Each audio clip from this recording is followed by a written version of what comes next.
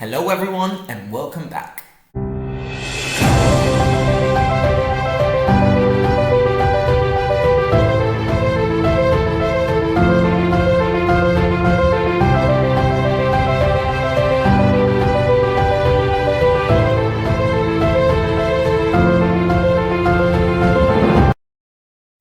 Hello everyone, welcome to today's video. I am finally back after a couple of weeks being really busy. I had so many things to do for university. I had so many projects. It was a bit overwhelming, but I'm finally back. I'm finally back stronger than ever. I have many ideas of videos that I want to record now that I'm in the Canary Islands. I'm back, as you can see. I have a lot of time to record them, so yeah, that's the plan. So today we are going to go through a bit of a review, spoiler talk. I really don't know how to call it, because it's when you're reviewing Malazan books, it feels so difficult to write a single review because these books are so complex. There's so much to talk about, so many things going on, so many characters, so many themes, that it feels really difficult to write a self-contained review. So what I'm gonna do is I'm going to write a briefer kind of review of Midnight Tides. I hope it ends up being brief, that's the idea. Because I will record in the future another book. Well, probably I'm going to record it this week. I'm going to record a video about some of the themes that I thought were quite important in Midnight Tides, such as the themes of poison, which I think it was something really important in this book. Also the themes of slavery, themes of progress and civilization, the themes of tides, and the themes of brotherhood. So that's the idea. I'm gonna record a separate video for that, because today I just wanna go through my initial thoughts about Midnight Tides, the fifth book in the Malazan Book of the Fallen. What I thought. I finished it a couple of days ago actually. And yeah, just my initial thoughts, a bit of a ramble. So that's the idea for today. So let's dive straight into the video. Midnight Tides. Midnight Tides. Midnight Tides. Oh my god. I had such high expectations going into this book before starting, because I spoke with a lot of people and they told me that this was their favorite entry into the series. And I was like, well, it's a bit difficult to surpass Memories of Ice, you know, for me, really difficult to exceed House of Chains, because I loved it. But this book completely lived up to my expectations. It was such a good book, really. And I felt this was the most self-contained story in the series. What I loved the most about this book is that I was rooting for both the Lethari and the Taistador. I did not want any of the two to lose. It was just like so intense to be with every chapter. I was supporting that race, that culture. So it was really intense to read, but it really felt more self-contained as a story. It was also smaller scale. I felt like it didn't have that epicness of the other books, I would say, but that was a good thing for me, because it was nice to tone it down slightly, because the whole series overall feels very overwhelming with a huge vast of epicness that is going on in every chapter. So this felt like a nice kind of break, a nice deviation from the main story. We get to visit new characters, new cultures, and I could easily connect with most of them really quickly. Like it felt easier than connecting with the characters at the beginning of Gardens of the Moon or Dead House Gates. Like this was incredibly natural to just connect with them instantly. And I had only met one of the characters before, Troll Sengar, so this felt really nice. It was really easy to get into the story.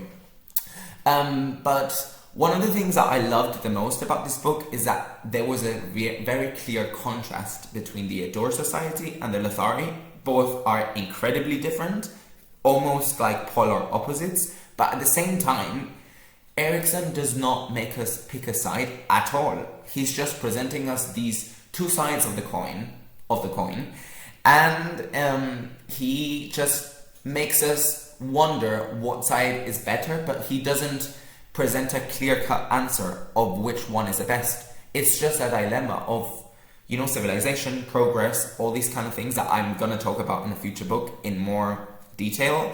But I felt that this book explored these contrasts really, really effectively, and it made me think so much, like really so much about our own world, about all the capitalism going on, the colonialism.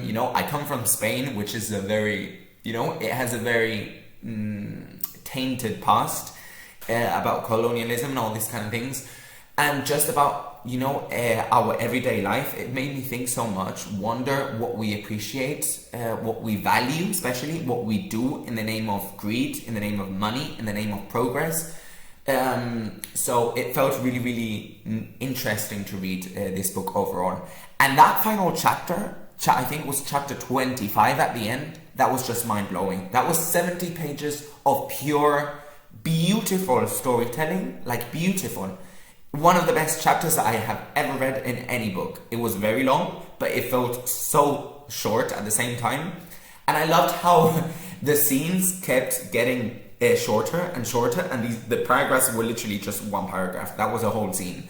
And the pacing felt so intense, and it was just amazing to read, really. So what I'm gonna do in this video, I'm gonna structure it in two parts. At the beginning, I'm gonna kind of talk about the characters, my initial thoughts about them, and then at the end of the video, I'm going to talk about my favorite 10 moments of the book, with a couple of highlights. So that's the idea.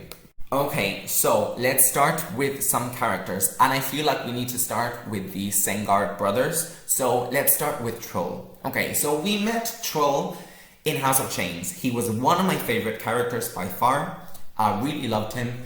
And my only thing is that I would have liked to see more of a development of his character throughout Midnight Tides, because we knew from House of Chains that he was shorn from the Adore Society, and he was, being outcasted from it. And it felt like there wasn't that much of a character development. For example, I really enjoyed Karsa Orlong's development in House of Chains, because he started in a really different way to how the book ended.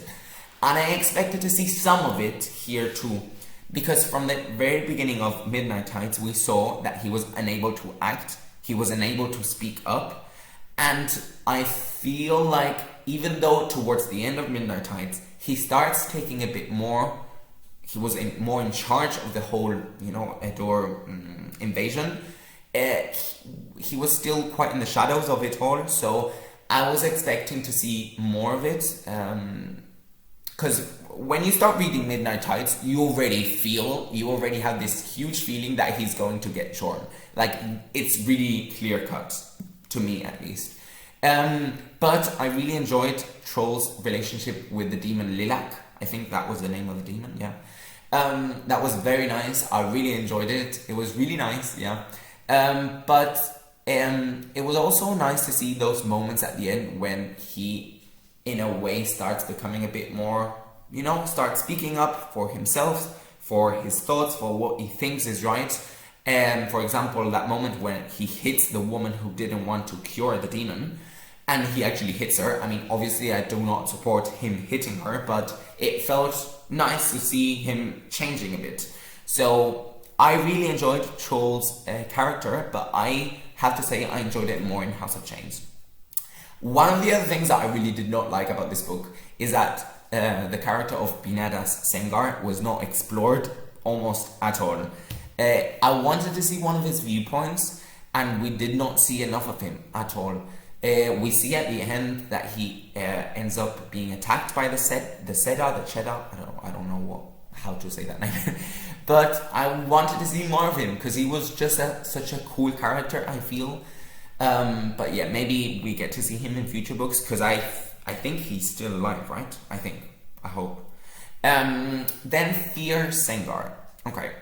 At the beginning, that was more of a change, I would say, because at the beginning we see him as this like firstborn. He's honorable, he's taking charge of the whole family, but at the end he ends up living up to his name, and he ends up being a complete coward, and leaving Troll to deal with Rulad and everything that was going on in that last chapter. So I really enjoyed to see his journey, and what I really enjoyed was to see his interactions, his conversations with Troll. That was really, really nice to see, actually.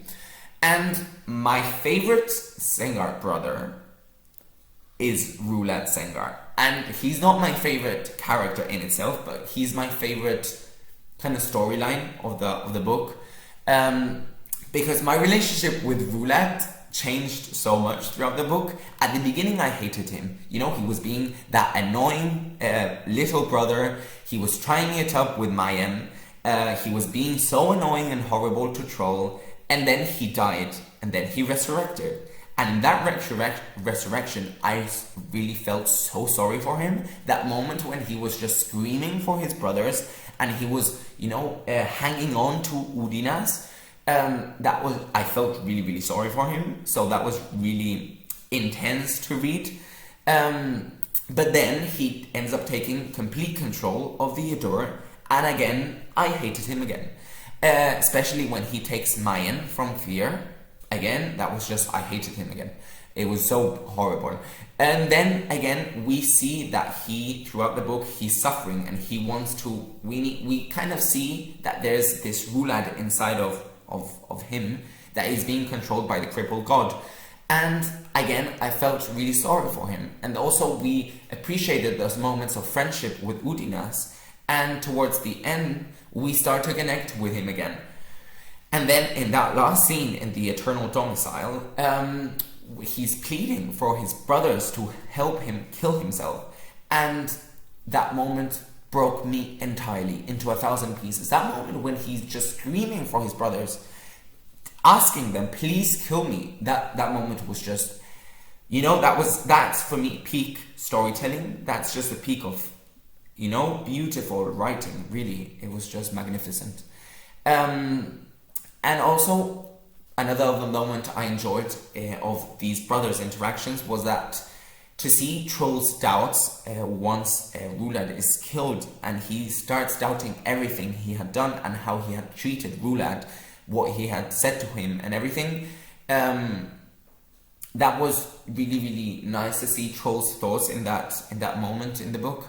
But that moment when Rulad is reborn was so scary. That moment with Udinas trying to calm him down, him being completely dependent on his own slave, and Udinas being exhausted because he had been there for hours and hours. That was also a really important highlight of the book. And also, Rulad's entrance to the Eternal Domicile was incredibly spooky, really. Those coins falling onto the floor, rattling, and you know, we can start to hear the coins rattling as he enters. Another highlight of the book for sure, really. Okay, then, moving on to the Benedict brothers. Those are the brothers in Letheras. And we start with Hull Benedict. Hull, to me, it was really nice to not get his viewpoint in his book, because like Erickson has done in the past books, it makes these characters more mysterious. But I feel like Hull's redemption was key to this story. I felt really bad for him from the very beginning. Imagine going through all that he had gone through, you know, in the name of your own culture, being deceived into doing such a horrible thing, and his death at the hands of the Nerek was the most unexpected thing I have read in this book. I did not see that coming at all. But at the same time, I feel like that was so necessary in a way. I felt really bad for him, but I feel like it's something that had to happen, because in the end, even though he did it unintentionally, he was responsible for the subjugation of so many of these cultures. So I felt like it was necessary in a way. Okay, so Briss Benedict, I think that's his name, yeah. I loved the setting in the Eternal Domicile. I think that was another of the highlights of the book. It reminded me of A Song of Ice and Fire, as I said in one of my previous videos. It was amazing to read. I enjoyed it. It was one of the moments where I was completely hooked because I love everything that has to do with the palace and the palace setting and the scheming and kings and queens and all these kind of things. So I really enjoyed it. But what I really enjoyed about Briss was that even though he was, he was the champion of the kingdom and he was just, he was full of glory and everything, he felt so alone and he felt so empty in a way. So that was really nice. And I also enjoyed his conversations with the Seda. And the Seda was an amazing character. He was just fantastic. And I was so sad to see him go because I think he's dead, right? And even though so many people thought he was crazy, he actually was the only one that could actually confront the sea monster. And it was so terrible to see him go, really. I hope he ends up being reborn with his magic or something. But I have to say that the scene with the Seda trapping the sea monster with the help of Mile was a bit confusing. I had no idea what was going on. Obviously, in typical Malazan fashion, I had no idea what was going on. But in that scene, I felt like I didn't really grasp the epicness of the moment, and I feel like I should have. So, I don't know. And then the last Bedict brother is Tehol Bedict. Tehol Bedict. My favorite character, probably, of all of these books. Probably. For sure, my favorite romance, because Tehol and Bug is the best thing I've read in my life, really. His conversations are peak dialogue, really. It's just amazing to read. I hope we get to see more of their relationship in, I think it's Reaper's Gale. I really hope. I'm, praying to see more of them, really. I felt like the rooftop itself was a character in this book, especially when he's just lying, on top of the roof and they're just having a, no day-to-day conversation. That was just beautiful, really. But that moment when Tehol is being beaten up by Theodore, that was so painful, really. I have never been so hurt in my life because I feel like he's one of those characters that I managed to connect and relate on a really deep level. So I really enjoyed Tehol's. But my only thing is that I wanted to see more of Tehol's plan to destroy the whole leathery economy.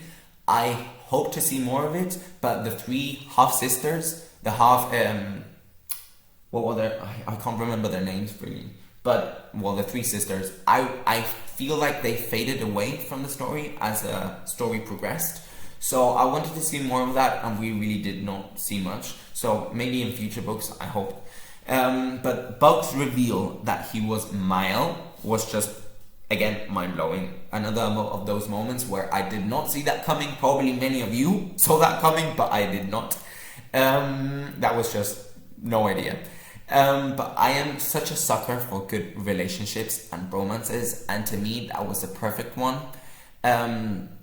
And one of the other things from Tehol being beaten up was that, I think it was Chanas, his name, the guy who tries to save Tehol from being beaten up. And you end up suffering so much when these, really minor characters that get almost no page space. And Erickson has this immeasurable ability to make us connect with them on a deeper level. I actually suffer, even though we almost have no idea who they are. And I at least ended up suffering so much when he died. I really cried in that scene, really cried. So then, okay, another character, Shirk Elal. I liked her. Her scenes were, I feel, very humorous, especially those scenes when she is getting stuffed with flowers and she's trying to appear and become a bit more feminine and beautiful. That was really funny. But I did not... The thing is that she mostly interacted with characters that I did not like, or I did not really feel anything about, like, for example, Harlest or Ublala. Yes, it was nice. It was a nice comedy relief, but I really did not like those characters. I just felt like there was just so many serious things going on that I wanted to keep on being a bit more of a serious tone. That had not happened in past books. For example, Dead House Gates, I really enjoyed those moments of humor, and I enjoyed T-Hall and Bug's moments of humor, but I did not enjoy these, probably because I did not connect with the characters at all. But, well, one of the characters that I did enjoy was Kettle. I felt so sorry for her. It was really nice to see how, as the story progressed, she was becoming more human. But imagine being like, you know, this little child and starting to resurrect in a way and being completely alone. So I really, really felt sorry for her. But one of the things I was not a fan of was the Toblakai storyline. What was that going on? What was that about? Because, I mean, I guess they were necessary for future books, but I was just so immensely confused. It was nice to find out that the Tarthanal worship them because they fear them, not because they love them. But I did not understand their purpose in this book, and also Silka's Ruin appearing at the end, even though he almost did nothing in the whole book. I don't know what his purpose was. I guess in future books we'll see. I don't know, but I was a bit overwhelmed with underwhelmed with that.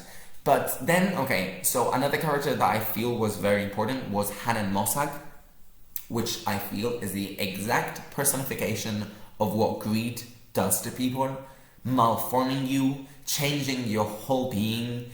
His thirst for power completely crushed him, I feel. Even though he's still very much alive at the end of the book, I feel like his greed took over his character, and now I don't feel like he's going to have a major role in the story. That's my prediction. I'm not entirely sure. But as I said before, I really enjoyed the King Disganar, the Queen, the Sun, everything to do with the consort. I loved everything. I also enjoyed Nifadas and the Seda. Those were everything to do with the palace. I loved it. Really, really. I really loved it. One of the other storylines that I enjoyed was Seren Pedak. I did not like her as much at the beginning of the book, but the moment she joins the Crimson Guard, that was just spot on. I loved the Crimson Guard. One of the questions that I have is, can I read, after finishing Midnight Tides, can I read Return of the Crimson Guard, the book? Because if anyone could answer that, I would really appreciate it, because I feel like I want to know more of these people. Those were just fantastic, really fantastic. Their interactions together, beautiful, loved it. Okay, but one of the other characters I did not like. I feel like in this book there were characters that I really, really enjoyed, like my favorite characters of the series, but characters that I really hated. And one of them are Udinas and Feather Witch. Especially her. I do not like her at all. I think it mostly comes from the fact that the whole Wival storyline, everything to do with the holds, I was very confused. I'm really slow with all of the magic and all of these kind of things. I'm not a huge fan of anything to do with magical elements, and I felt like their storyline was packed with it. So that's probably one of the main reasons. But yeah, I mean, Udinas, it was nice to see his relationship with Gulad, but Udinas's relationship with Featherwitch, I hated, really, I hated. So I hope Featherwitch dies in the next book. Sorry, but the thing is that with the holes, I feel like I will only be able to grasp the whole idea of them when I finally finish the book and I reread it. So every time I'm reading through it, I'm like, I can't really understand anything. My brain is not able to connect the dots with all of the symbols and all these holes. And I was starting to actually grasp the deck of dragons, and then I'm just completely shifted into a new magic system. So, well, I don't know. And then one of the other characters storylines that I also enjoyed was Wither, Crippled God, and then the Nachts and the Andy woman that ends up appearing at the end. I have no idea how this Andy woman appeared. Like, where did she come from? Why did she pop up just all of a sudden? I don't know. But it was nice to see them escaping from the Crippled God with Mael helping them.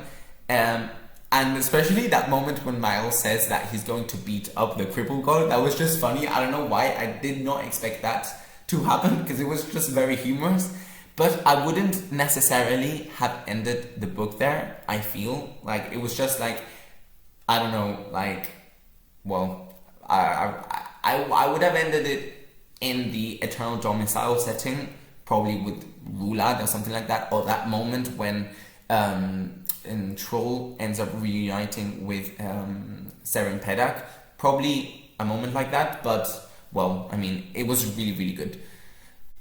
Okay, and now my 10 best moments of Midnight Tides. I'm going to keep this really, really briefly because, you know, my intention for this book was to keep it under the 20-minute mark, and I feel like it's been going on for quite a bit. So I'm going to keep it really brief. The thing is that with these books, there's just so many things to talk about all the time that I can't really keep it brief. So, well, at least I hope it's briefer than previous videos. So, in number 10, my 10th best moment of Midnight Tides has to be the conversation between Seren Pedak and the Crimson Guard, Corlo and Iron Bars, I think the names were, and especially that conversation about memories and their explanation about warrants. That made me understand warrants slightly better, which is very much appreciated, and especially that moment when they talk about memories took me back to Memories of Ice, really. It really reminded me of some of the passages that we read back then.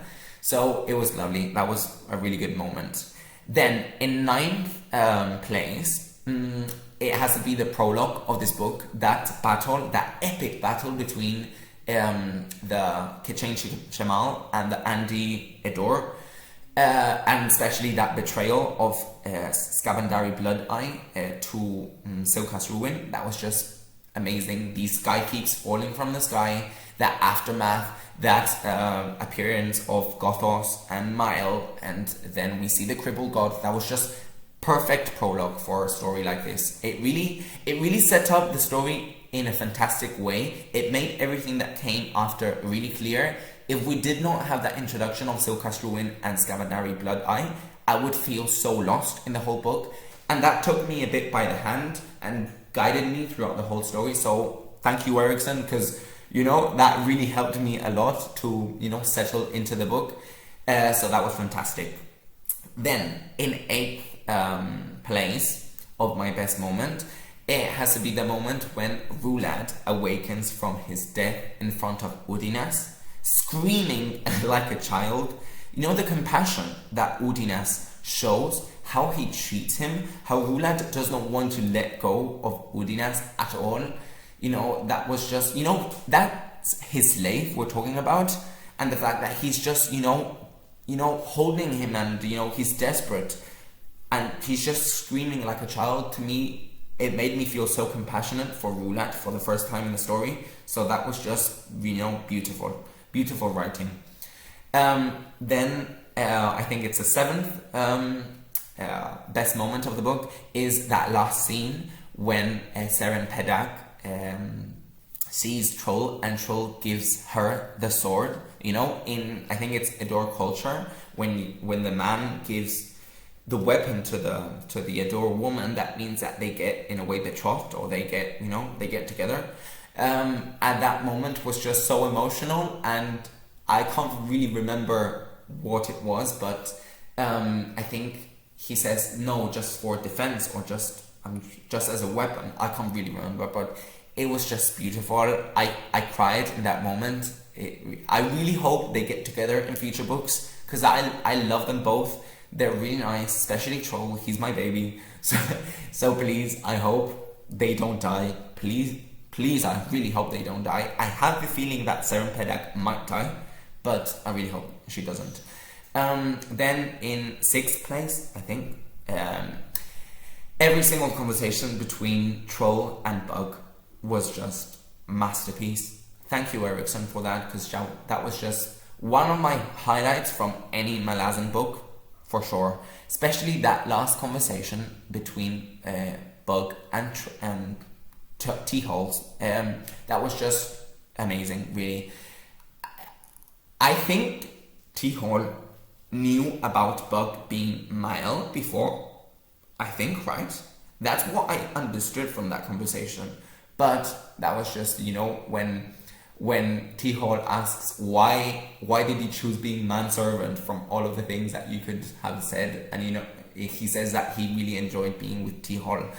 Lovely, really. I ship them so much. I love these kind of romances, so I hope they continue to be together in the future, really.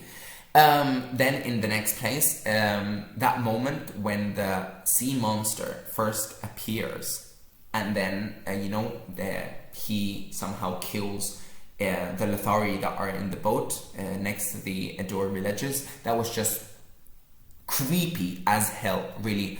I was so terrified. And I don't get terrified really easily from books, maybe from movies, but not from books. And that moment really creeped me out, really. That was just fantastic. Then the next scene that I also enjoyed was when the Sengar brothers visit the stone bowl. Again, that was nice because I really linked it back to the prologue of the book. So that was really nice, and seeing Scavendari's skull there, and then we get some backstory to the Kachain Shemal and what happened with Kilimandaros and Scavendari. So that was a nice piece of backstory, and it's also the cover of the book that I enjoy. I know they should not be, I know these are Adore and they should be like more grayish, and they look like humans actually. But this is one of my favorite covers. I really enjoy it. I love it. And then my next scene that I really loved was the battle between the Seda and Hanan Mossack. Oh my god, that was the first moment where I kind of hated Troll, even though I love him. That moment when he kills the Seda with his spear was just like, what are you doing? I have to say, that moment I was rooting more for the Lethari than the Adore. And that display of magic in that scene was sensational. Also the battle outside Bran's Keep, I think it was also peak fantasy for me. With the Jek, the Wraiths, the Fallen Andy, the Adore, the demons all fighting together, and the huge amounts of magic involved. But especially that scene with Seda and Hanan Mossack, that was just so cinematic. I really hope we get to see that scene one day in television, because I feel like Midnight Tides is a story that you could, by itself, write for television. I feel. Do you agree or not? Because I feel like it could be a good self-contained story. I would feel satisfied if I read this as a standalone. I would feel satisfied, honestly, really. So maybe one day we get to see it. And then the final scene that I enjoyed, I feel it was my favorite chapter of the book, was the ice field scene when the Sengar brothers need to go and pick up the spear in the middle of the ice waste. Because I feel like the ice waste was a character itself, and I could relate with Troll so much because, I live in Copenhagen part of the time because I studied my master's there.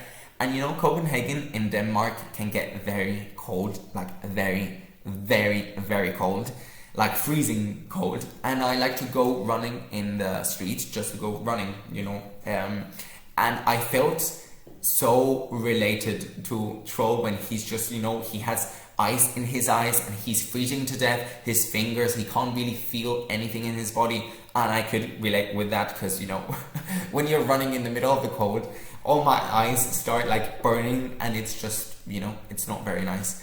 But that scene was just amazing. The ice waste was, I felt, a character itself. The prosecution of the Jek was also spectacular. That moment when we learned that they are soul taken, again, really good. It was just so vivid. Also the scene in the cave with all the creatures stuck and frozen in the wall, again, amazing. Also we get to see Troll's doubts about his brother when he falls asleep, and then that moment when they finally reach the sword and then Roulette dies, amazing. That was my favorite chapter of the book, really. I think that was chapter 8 or 9. So from that moment I felt like the whole book starting, the pacing was so quick and it was just easy to read. So that's it. Overall, I have to say I enjoyed this book so much. For me, Midnight Tides is up there with Memories. Midnight Tides is up there with Memories of Ice and House of Chains. These books, they get more complex as the story goes on, but to me it feels easier to read each and every one of these books, and I get so attached to all of these characters, and especially here I met most of these characters just like in this book, but I connected with them really, really quickly, and I felt like I knew them from before. I don't know why. So I can't really rank. I'm gonna stop ranking these books because they're just so good. I can't really rank them. They're just different between each other. This was a bit more small scale, more self-contained than all the stories, but I loved it just as much as the previous books. And yeah, so it was a really, really fun ride. For anyone that has read this book, if you want to, continue the conversation, I am, dying to talk about this book, because I have been trying to keep out of spoilers for so long, and I can finally speak about it. So thank you for watching. I hope you liked this video. I hope it wasn't too long. So thank you so much, and I hope to see you in the next video. Thank you.